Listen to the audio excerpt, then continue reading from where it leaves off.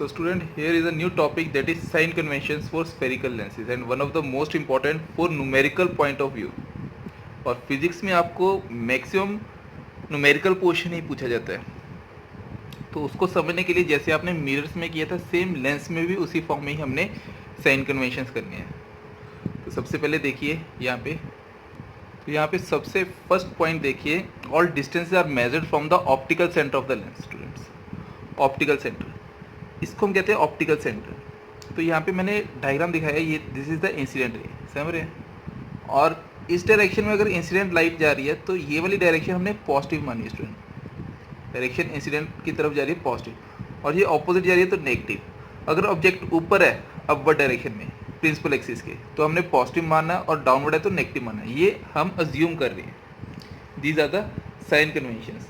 अगर ये फॉर्मेशन मानोगे तभी आपके न्यूमेरिकल्स जो हैं बिल्कुल सही होंगे स्टूडेंट। तो सबसे पहला पॉइंट तो आपने समझ लिया, all distance are measured from the optical centre of the lens.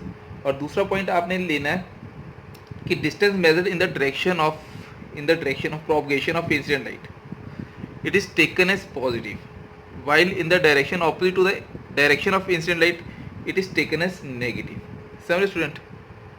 तो यहाँ पे देखिए, distance measured in the direction of incident ray are taken as positive, this is positive, while opposite वाली डायरेक्शन वाला it is taken as negative, while in the opposite direction are taken as negative।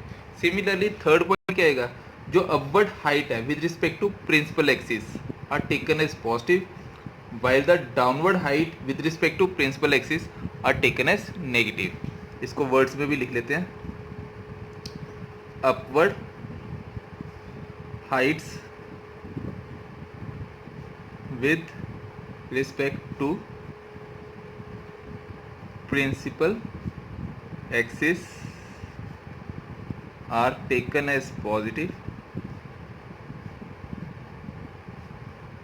while downward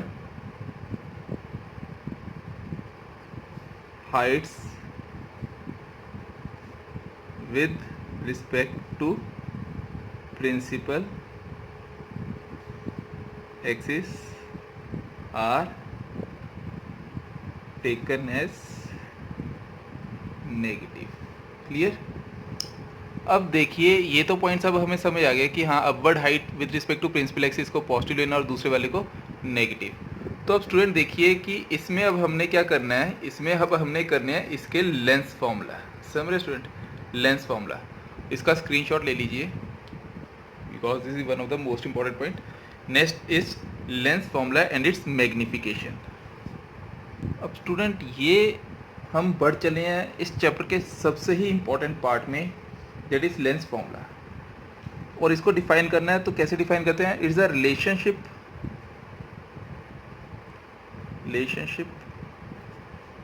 between object distance,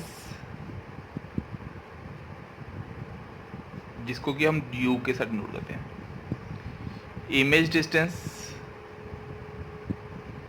जिसको कि हम v के साथ note करते हैं, and the focal length, जिसको कि हम f के साथ नोट करते हैं। और इसका जो रिलेशन होता है वो कैसे होता है, it can be written as 1/v minus 1/u is equal to 1/f। समझे स्टूडेंट। जैसे मिरर में यहाँ पे प्लस था, यहाँ पे माइनस आएगा स्टूडेंट, बस ये छोटा सा डिफरेंस है। अब ये जो फॉर्मूला है स्टूडेंट, इसको स्टार्ट डाल लीजिए क्योंकि one of the most important formula है, and it is applicable for all spherical lenses, and it is applicable for all spherical lenses। समझ रहे हैं, जैसी मर्जी शेप। और स्टूडेंट इसी में अब हम नेक्स्ट करेंगे, दैट इज मैग्निफिकेशन या लीनियर मैग्निफिकेशन। अब स्टूडेंट यहाँ पे मैग्निफिकेशन को डिफाइन करना, तो कैसे डिफाइन करोगे, it is defined as the ratio of height of image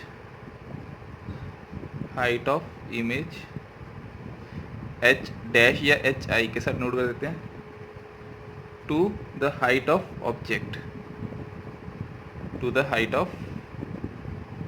object, इसको ho के साथ नोट कर देते हैं स्टूडेंट। समझ रहे, height of image to height of object, समझ रहे ना स्टूडेंट। तो इसको इस फॉर्म में डिफाइन कर सकते हैं, defined as the ratio of height of image to height of object, that is magnification, and it is represented as m is equal to height of image divided by height of object। Clear है।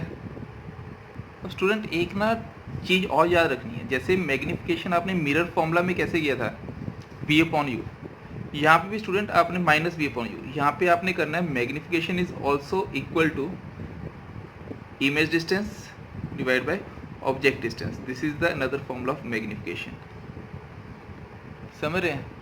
तो इसको combine करना, तो इसको आप combine form में ऐसे लिख सकते हो, magnification is equal to height of image divide by height of object is equal to v upon u, समझ रहे। देखिए इस फॉर्म में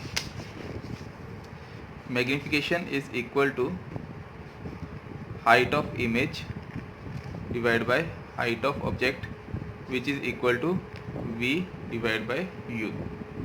अब स्टूडेंट यहाँ पे एक बड़ी ही इंटरेस्टिंग चीज़ है जो आपने समझनी है, वो ये कि जब मिरर फॉर्मूला ये था तो यहाँ पे प्लस था और इसके यहाँ पे नेगेटिव था स्टूडेंट, ये यहाँ पे नेगेटिव था, तो मतलब यहाँ पे प्लस होगा तो यहाँ पे माइनस आ जाएगा, जब यहाँ पे माइनस होगा तो यहाँ पे प्लस आ जाएगा स्टूडेंट।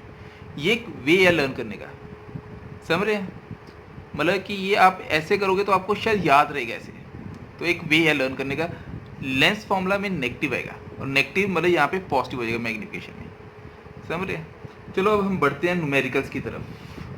तो स्टूडेंट यहाँ पे देखिए सबसे पहले 2012 सीबीएसई में आया हुआ क्वेश्चन कॉनकेव लेंस के ऊपर, और concave lens of focal length 20 centimetre forms an image at a distance of 10 centimetre from the lens, what is the distance of the object from the lens, मतलब यहाँ पे distance निकालना object का, also draw a रे diagram.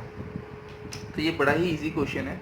यहाँ पे हमें जो गिवन टर्म्स है वो क्या गिवन टर्म्स है कि फोकल लेंथ हमें बोला है 20 सेंटीमीटर और लेंस कौन सा है, कॉनकेव लेंस है, और कॉनकेव लेंस के लिए हमें पता है कि जो फोकल लेंथ है, यहाँ पे देखिए ये कॉनकेव लेंस अगर जनरली बनाया जाए,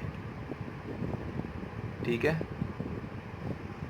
तो इस फॉर्म में हम ऑब्जेक्ट रखते हैं, यहाँ पे कहीं पे भी ऑब्जेक्ट हो, इमेज इसी पॉइंट पे बन रही थी स्टूडेंट, तो मतलब फोकल लेंथ इसी साइड की ही हम लेंगे, अगर इसी साइड का लोगे तो f की वैल्यू भी नेगेटिव आएगी, और जो ऑब्जेक्ट लोगे ऑब्जेक्ट वो भी नेगेटिव आना चाहिए, v भी नेगेटिव आना चाहिए।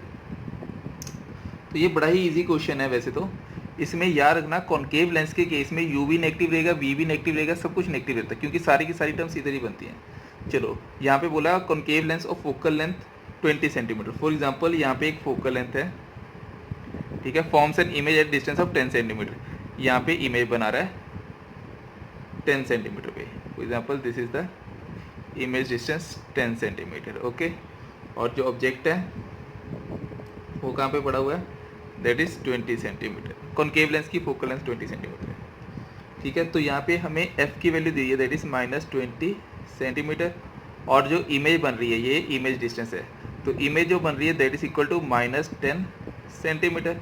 अब हम ऑब्जेक्ट भी निकाल लेते हैं, यहाँ पे f की वैल्यू दी हुई है, ठीक है, ये जो फोकल लेंथ है यहाँ से ऑप्टिकल सेंटर से मेज़र करना है, ठीक है, तो this is the optical centre, तो 1/v minus 1/u is equal to 1/f, ये हमें फॉर्मूला तो पता ही है, समझ रहे हैं।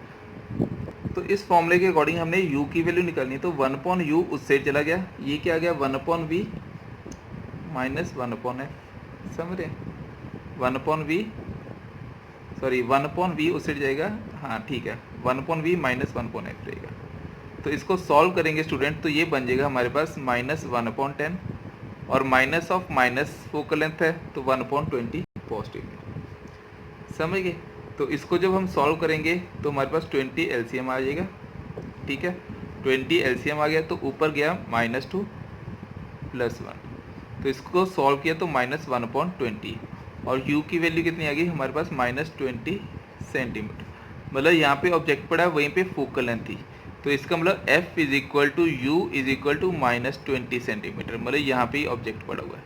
तो स्टूडेंट इसका रे डायग्राम भी बनाना है हमने, तो हमने कहा कि कोई भी रे ऐसे गई बिल्कुल पैरेलल तो ये डाइवर्स करती है, ये डाइवर्स की, और ये कहाँ से पास करती हुई लगेगी हमें, ये हमें पास करती हुई लगेगी फोकल लेंथ में से, ऐसे डाइवर्स कर रही है, तो ये फोकल लेंथ में से, समझ गए। और दूसरी रे हमने पास करवानी है ऑप्टिकल सेंटर में से, तो ये ऐसे पास करवाई ऑप्टिकल सेंटर में से, तो यहाँ पे इमेज बन रही है। तो दिस इज़ द रे डायग्राम। आप थोड़ा क्लैरिटी के साथ बनाना, ठीक है, पर आपको पॉइंट तो समझ आई गया होगा। अब देखिए सीबीएसई 2015 में, 12 में और 11 में और 2004 में एक ही क्वेश्चन, सिमिलर क्वेश्चन मैं अब करवाऊंगा आपको। स्टूडेंट नेक्स्ट देखिए, मैग्नीफिकेशन का फॉर्मूला भी निकालना है इसमें, ठीक है। ये कॉन्वेक्स लेंस का क्वेश्चन है और सीबीएसई 2015, 11, 12 और 4 में सिमिलर ऐसे क्वेश्चन आए हुए हैं। A 4 cm tall object is placed perpendicular to the principal axis of a convex lens of focal length 20 cm.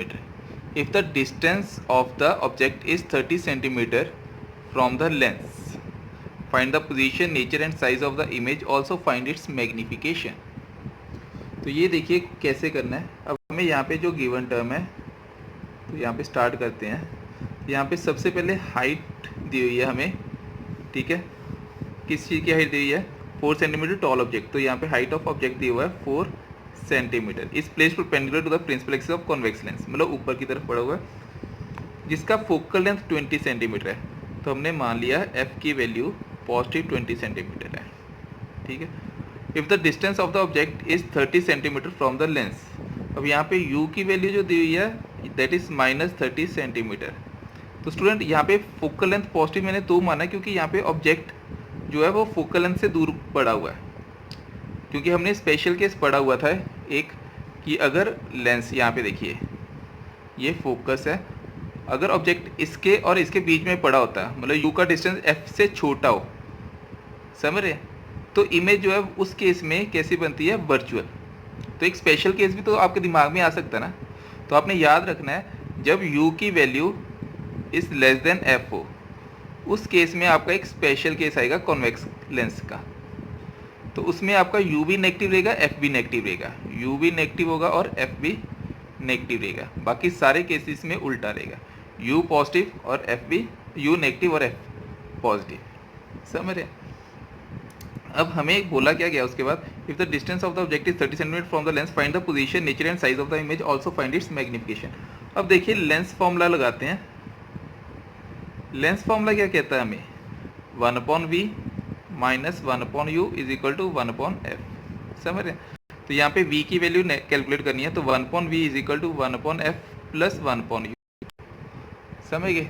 और f की वैल्यू कितनी है? f की वैल्यू हमारे पास प्लस में दी है 20 सेंटीमीटर, और u की वैल्यू कितनी है? -30 सेंटीमीटर, और ये प्लस में तो -30 सेंटीमीटर। तो इसको सॉल्व किया एलसीएम लेके, तो हमारे पास आ गया 60 और ऊपर आ गया 1, समझ गए, 3 - 2 तो 1/60। तो इसका मतलब ये हुआ कि v की वैल्यू जो आई वो क्या आ गई? पॉजिटिव 60 सेंटीमीटर, समझ रहे स्टूडेंट। और इसके बाद हमने यहाँ पे पोजीशन निकाल दिया है, नेचर हमें पता चल जाएगा ये पॉजिटिव के साथ, साइज ऑफ द इमेज निकालनी है, ठीक है। और हमने क्या निकालना? ऑल्सो कैलकुलेट इट्स मैग्निफिकेशन, ठीक है। चलो साइज ऑफ इमेज निकालते हैं। हाइट ऑफ इमेज, मतलब साइज ऑफ इमेज का मतलब क्या हो गया? Height of image. तो हाइट ऑफ इमेज कैसे निकालेंगे स्टूडेंट? तो यहाँ पे देखिए हमें मैग्निफिकेशन का फॉर्मूला पता था, height of image divide by height of object is equal to v divide by u, समझ रहे हैं। तो हमने हाइट ऑफ इमेज निकालनी है, तो इसका मतलब v divide by u multiply by height of object, समझ गए। तो इसका मतलब v की वैल्यू हमारे पास आई है +60 और u की वैल्यू कितनी है? -30, और हाइट ऑफ ऑब्जेक्ट की वैल्यू कितनी दी हुई है? हाइट ऑफ ऑब्जेक्ट दी हुआ है 4 सेंटीमीटर। तो इसको सॉल्व करोगे तो ये आ गया 2 और 2 4 द 8, तो माइनस यहाँ पे एक था -8 centimetre. This is the value of height of image. तो हाइट ऑफ इमेज की वैल्यू आ गई -8 centimetre, this is the value of height of image. अब उसके बाद क्या निकालने को बोला इन्होंने? Also calculate the magnification. तो मैग्निफिकेशन का फॉर्मूला तो बड़ा ही इजी बन गया। अब देखिए magnification is equal to height of image divide by height of object, समझ गए, height of image divide by height of object. और हाइट ऑफ इमेज की वैल्यू कितनी है? That is -8 centimetre divide by height of object की value कितनी है? Height of object की वैल्यू +4 सेंटीमीटर। तो दोनों को कट किया तो हमारे पास क्या आ गया? -2। तो मैग्निफिकेशन की वैल्यू क्या आ गई? -2। तो यहाँ पे हमारे पास 3 आंसर आ गए हैं, 3 पार्ट पूछे हुए थे, समझ गए। अब यहाँ पे नेचर भी पूछा हुआ है, नेचर क्या बता दोगे, क्योंकि ये पॉजिटिव है तो पॉजिटिव का मतलब क्या होगा कि इमेज जो बन रही है वो क्या बन रही है, नीचे की तरफ बन रही है। तो इस पॉजिटिव के करके पॉजिटिव साइन ये शो करा कि नेचर जो है, nature of image is inverted, we can say real and inverted. समझ गए, रियल एंड इन्वर्टेड, क्योंकि यहाँ पे देखिए ये पॉजिटिव आया है, यहाँ पे ऑब्जेक्ट है और यहाँ पे इमेज बन रही है और डाउनवर्ड इमेज बन रही है। तो इसका मतलब ये वाला जो आता है ये क्या, कौन सा केस आता है कि इन्वर्टेड है, रियल एंड इन्वर्टेड। और हाइट ऑफ इमेज नेगेटिव है तो डाउनवर्ड आ रहा है, इन्वर्टेड तो यहाँ से भी पता चल रहा है, नेगेटिव का मतलब ये इन्वर्टेड इमेज है। समझ गए, इमेज जो है वो इन्वर्टेड है। और रियल क्यों है, क्योंकि यह पॉजिटिव, मतलब कि पॉजिटिव साइन है, वी पे यहाँ पे पॉजिटिव साइन है, मतलब एक्चुअल रेज मीट कर रही हैं। ठीक है, समझ स्टूडेंट।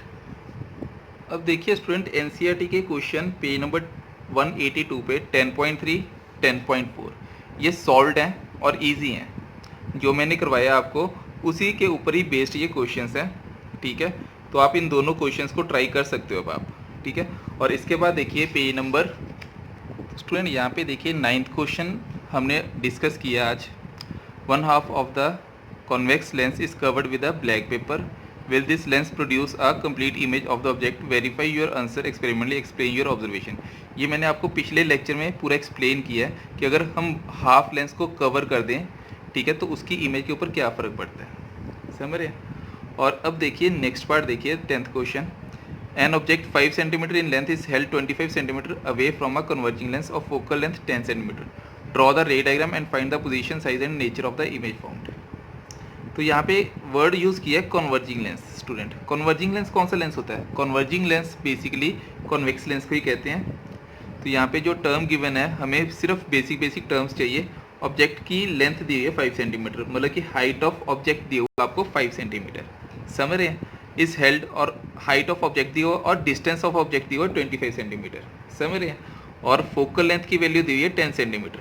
तो हम ये टर्म्स लिख लेते हैं और हमने निकालना क्या, position, size and nature of the image found. बड़ा ही इजी क्वेश्चन है।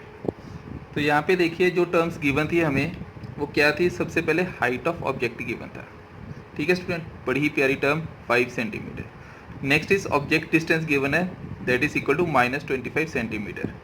और उसके बाद क्या गिवन था हमें, फोकल लेंथ गिवन था, क्योंकि ये कन्वर्जिंग लेंस है। मैंने अभी आपको बताया कन्वर्जिंग लेंस में फोकल लेंथ की वैल्यू पॉजिटिव रहेगी।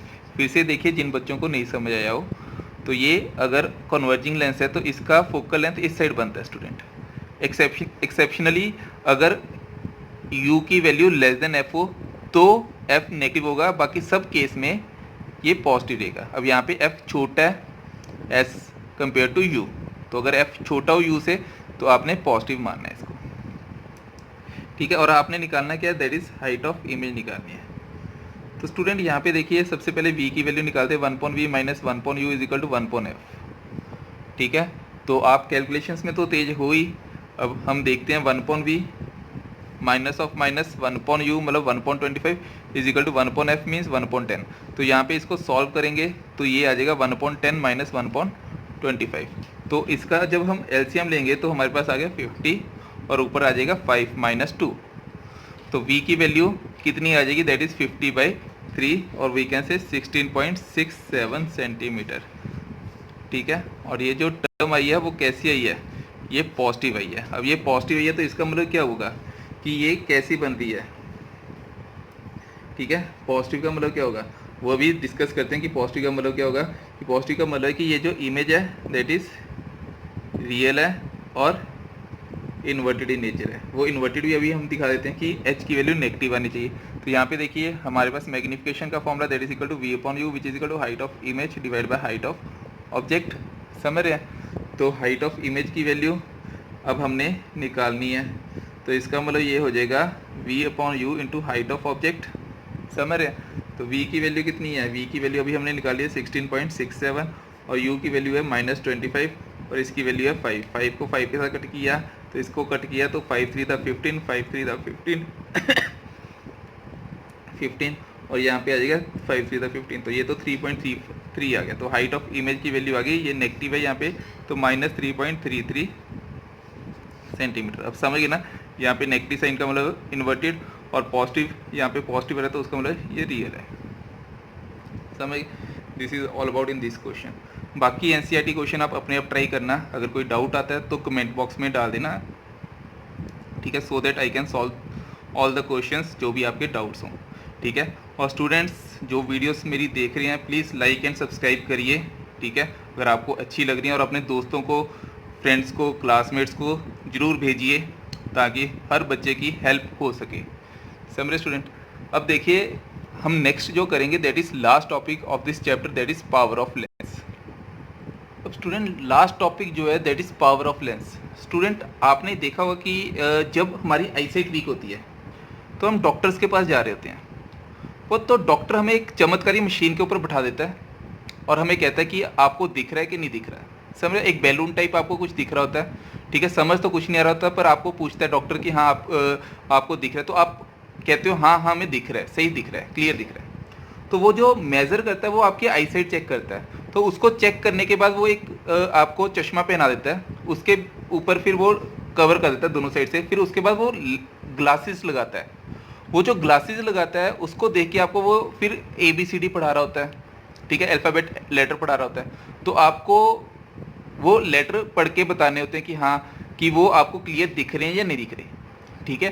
कई बार दिख रहे हो या ना दिख रहे हो, कई बच्चे तो स्टूडेंट्स ऐसे भी हो, कई बार होता है कि शर्म के मारे कई लोग कह देते हैं कि हाँ हमें तो सारे लेटर दिख रहे हैं, ठीक है। तो चलो जोक्स अपार्ट, पर हाँ वो जो दिखा रहा होता है ना हमें, जो ग्लासेस डाल डाल के बार बार दिखा रहा होता है, तो उसी को हम कहते हैं कि वो लेंस बना रहा है। वो मतलब कि हमारे मतलब कि क्या कर क्या रहा होता है कि चश्मे का नंबर बना रहा होता है, वो पावर देख रहा होता है कि हाँ इसको कितनी पावर का लेंस चाहिए। समझ रहे ना स्टूडेंट। तो वो जो पावर का लेंस चाहिए होता है वो या तो वो कन्वर्जिंग होगा, या तो वो दूर की निगाह कमजोर होगी, या तो पास की निगाह कमजोर होगी। आईसाइट जो वीक होती है या तो वो दूर की कमजोर होगी या वो पास की होगी। तो इसका मतलब या तो हमें कॉन्वेक्स लेंस चाहिए होगा या फिर हमें कॉनकेव लेंस चाहिए होगा। समझ रहे ना। तो इसी एबिलिटी को मतलब कि जो कन्वर्जिंग या डाइवर्जिंग ऑफ लाइट रे को मतलब कि हम पहचान पाते हैं, उसी को हम कहते हैं कि पावर ऑफ लेंस। समझ रहे ना, वो जो पावर चेक कर रहा होता है। तो इसको हमने डिफाइन कैसे करना है, द एबिलिटी ऑफ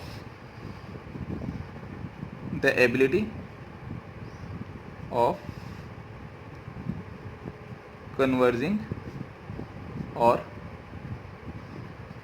डाइवर्जिंग। समझ रहे ना, जैसे कॉन्वेक्स के केस में ये कन्वर्जिंग लेना है और कॉनकेव के केस में ये डाइवर्जिंग लेना है। कन्वर्जिंग और डाइवर्जिंग ऑफ लाइट रेस। समझ ना, जैसे वो कन्वेक्स लेंस के ऊपर पड़ेगा तो वो कन्वर्ज करेगा, और जब ये किसके ऊपर पड़ेगा, कॉनकेव के ऊपर, तो ये डाइवर्ज करेगा। एबिलिटी ऑफ कन्वर्जिंग और diverging of light rays by the lens. समझ ना, लेंस के द्वारा by the lens is expressed as power of lens। समझ रहे ना student, is expressed as power of lens. Mathematically student हम इसको ऐसे भी लिख देते हैं, मैथमेटिकली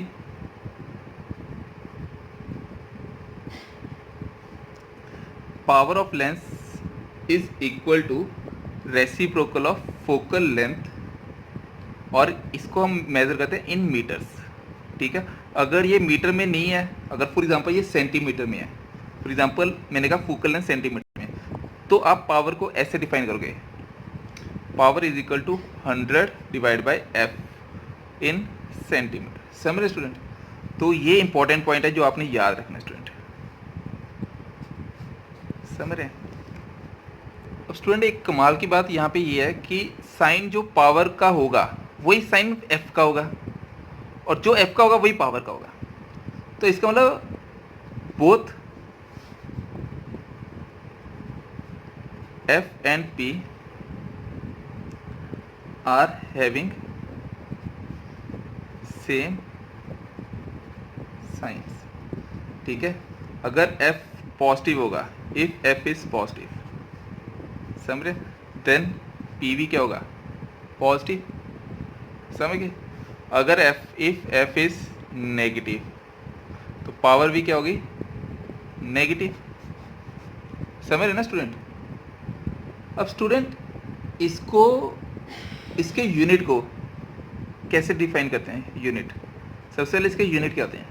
क्योंकि ये पावर है, पावर ये वॉट में नहीं लेना स्टूडेंट, क्योंकि ये लेंस से रिलेटेड है और इसको 1/f के साथ लिखा हुआ है, f के साथ लिखा हुआ है, और फोकल लेंथ जो है वो मीटर में लिखते हैं, तो इसका मतलब इसको हम मीटर इनवर्स भी लिखते हैं स्टूडेंट, मीटर इनवर्स ऐसे यूनिट में। या फिर स्टूडेंट इसको हम डायोप्टर, DIOPTR, डायोप्टर भी कह देते हैं स्टूडेंट, डायोप्टर, समझ रहे हैं? और स्टूडेंट इसको डिफाइन करना हो डायोप्टर को, power is equal to 1/f, ठीक है, और power is set to be 1 dioptre, समझ रहे हो? Power is set to be 1 dioptre if the focal length of the lens is 1 metre, समझ रहे? Power is set to be 1 dioptre if the focal length of the lens is 1 centimetre, that is 1D is equal to 1 metre inverse. Clear? अब student कुछ optician ऐसे होते हैं कि वो एक लेंस, दो लेंस, तीन लेंस, मतलब कि ग्लासेस कंबाइन करते हैं स्टूडेंट, तो उनका कॉम्बिनेशन जो बनता है वो कैसा बनता है स्टूडेंट? जैसे फॉर एग्जांपल हमारे पास कॉन्वेक्स लेंस की एग्जांपल है, फॉर एग्जांपल हमारे पास कॉन्वेक्स लेंस है स्टूडेंट इस फॉर्म में, ये एक कॉन्वेक्स लेंस था, जैसे अभी हमने किया है, पावर ऑफ कॉन्वेक्स लेंस क्या थी? 1/f, ठीक है स्टूडेंट। अब ये तो हमें पता है कि हाँ इसकी पावर ऑफ लेंस 1/f है। अगर मैं इस लेंस की जगह, एक लेंस की जगह मैं इसके साथ और कंबाइन कर दूँ, एक और लेंस कंबाइन कर दूँ, और इसकी पावर को मैं नाम दे दूँ P1, तो ये बन जाएगा P1 is equal to 1/f1, समझ रहे हैं? और इसके अगले वाले की पावर को मैं नाम दे दूँ P2, समझ रहे हैं? और इसकी वैल्यू क्या हो जाएगी? P2 is equal to 1/f2। इसी फॉर्म में मैं एक और लेंस लगा दूं जिसकी पावर हो P3, एंड सो ऑन, ऐसे मैं कंबाइन करके n नंबर ऑफ लेंस लगा दूं, ऐसे कंबाइन करके n नंबर ऑफ लेंस लगा दूं, तो ऐसे जो लेंसेज होंगे ना, when lenses are placed in contact with each other, अगर इस फॉर्म में हो, then power of lens P will be equivalent to P1 plus P2 plus P3 so on Pn। तो इसका कॉम्बिनेशन ऑफ लेंस का सबसे पहला पार्ट, ये हेडिंग बना लेना, कॉम्बिनेशन ऑफ लेंस।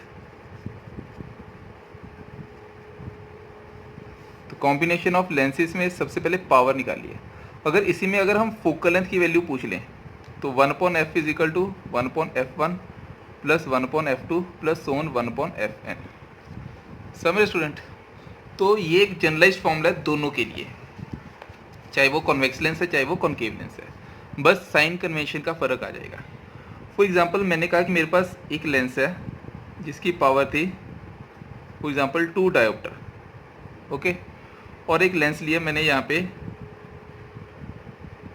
जिसकी पावर है 3 डायोप्टर, समझ रहे स्टूडेंट? एक कॉन्वेक्स लेंस है और दूसरा कॉनकेव लेंस है स्टूडेंट। अब देखिए एक कॉन्वेक्स है और दूसरा कॉनकेव है, क्वेश्चन है कि P1 इतनी है और ये P2 की वैल्यू इतनी है, तो P is equal to P1 plus P2 हमने पढ़ा, ठीक है? तो what will the net result? Net result क्या रहेगा स्टूडेंट? तो इसका नेट रिजल्ट स्टूडेंट ऐसे रहेगा कि हम अगर हम साइन कन्वेंशन के साथ देखें तो पावर इसकी जो आएगी दैट इज नेगेटिव, क्योंकि ये कॉनकेव है। क्या है? कॉनकेव। तो इसका मतलब जो नेट वैल्यू आएगी that is 2 dioptre minus 3 dioptre. पर स्टूडेंट जो क्वेश्चन पूछा था वो इस ऐसे पूछा जाता है स्टूडेंट, जैसे फॉर एग्जांपल हमारे पास ये लेंस है, ठीक है, इसकी फोकल लेंथ की वैल्यू दी हुई है 20 सेंटीमीटर, और एक और लेंस है जिसकी फोकल लेंथ की वैल्यू दी हुई है 30 सेंटीमीटर। ओके स्टूडेंट, तो अब हमने क्या करना है, ये F1 है और ये F2 है, तो हमने 1/f नेट निकालना है सबसे पहले। 1/f नेट क्या आ जाएगा? 1/f1 प्लस 1/f2 आ जाएगा स्टूडेंट, और ये F2 साइन कन्वेंशन के साथ देखा जाए तो ये नेगेटिव आएगा क्योंकि ये कॉनकेव है, समझिए? तो ये क्या बन जाएगा? 1/20 माइनस 1/30 स्टूडेंट। तो एलसीएम लोगे तो ये 60 ले लिया मैंने एलसीएम, तो ऊपर आ जाएगा 3 और यहाँ पे आ जाएगा 2, समझ? तो माइनस 1/60, तो एफ नेट की वैल्यू क्या आ जाएगी? प्लस 60। तो समझ रहे हैं, तो इन दोनों को कंबाइन करके जो नेट रिजल्ट आया वो कितना है 60। और अगर पावर निकालनी है तो पावर क्या होती है 1/f reciprocal of focal length, समझ रहे हैं। तो इसका मतलब 1/60 इज द आंसर सेंटीमीटर।